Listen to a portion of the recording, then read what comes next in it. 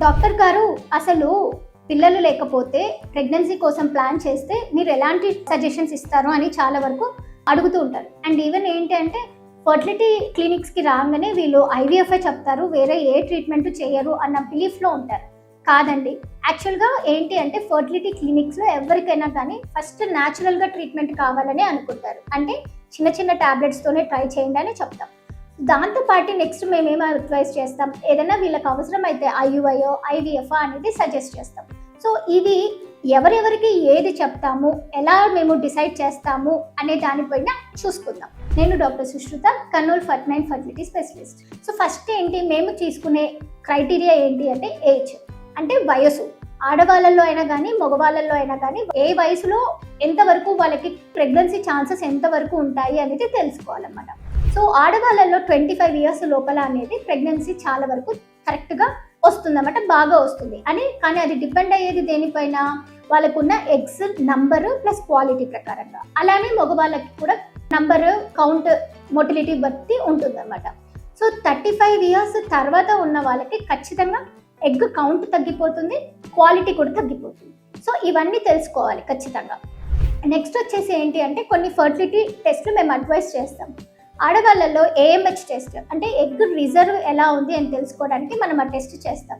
దీంతో పాటు ఏంటి అని అంటే ట్యూబ్ టెస్ట్, తర్వాత స్కానింగ్ చూసుకుంటాం. స్కానింగ్లలో ఏమైనా పాలిప్స్ ఉన్నాయా, ఫైబ్రాయిడ్స్ ఉన్నాయా, లేకపోతే ఎండోమెట్రియోటిక్ సిస్ట్లు ఏమైనా ఉన్నాయా, అడినోమయోసిస్ ఏమైనా ఉందా, ఇవన్నీ చూసుకుంటాం అన్నమాట. నెక్స్ట్ వచ్చేసి ట్యూబ్స్. సో యాక్చువల్గా ఎగ్ స్పర్మ్ రిలీజ్ అయ్యాక ఆ రెండు కలిసి బేబీ ఫామ్ అయ్యేది ఎక్కడ అంటే ట్యూబ్లో. సో ట్యూబ్ సరిగ్గా లేకపోతే మనకి ప్రెగ్నెన్సీ కూడా చాలా కష్టంగానే ఉంటుంది. సో ఖచ్చితంగా ట్యూబ్ అనేది చాలా ఇంపార్టెంట్. నెక్స్ట్ వచ్చేసి ఏంటి, మేల్ ఫ్యాక్టర్.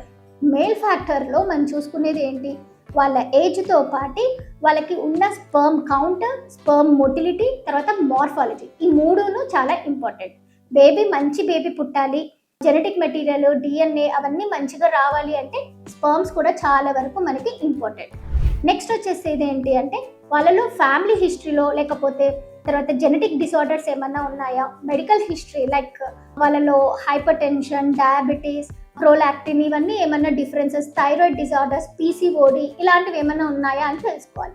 సర్జికల్గా ఇంతకు ముందు ప్రీవియస్గా ఏమైనా సర్జరీస్ ఏమైనా జరిగాయా, దానివల్ల ఇప్పుడు ఫర్టిలిటీ పైన ఎఫెక్ట్ చూపిస్తుందా అని కనుక్కోవాలి.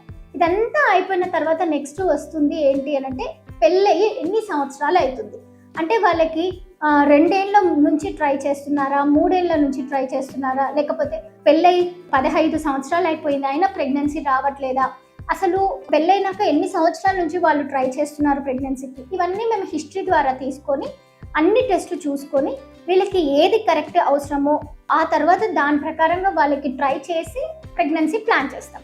అందరికీ ఒకేలాగా ట్రీట్మెంట్ అడ్వైస్ చెప్పము, అండ్ ఈవెన్ అందరిది ఒకేలాగా ఉండదన్నమాట. ఎవరికి సంబంధించి వాళ్ళకి కావాల్సిన అడ్వైస్ మేము ఇస్తుంటాం. థ్యాంక్ యూ అండి.